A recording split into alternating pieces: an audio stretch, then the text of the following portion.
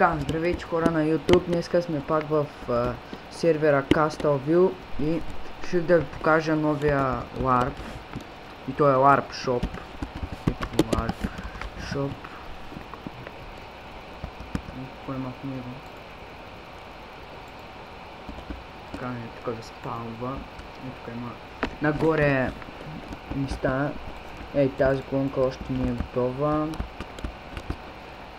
Това също още не е готово, но има и готови колонки, като е тая. Продават се различни неща, като голда, па тук са храните. Тук тази страна не е готова, но тук има, се продават армори, мечове, лъкове.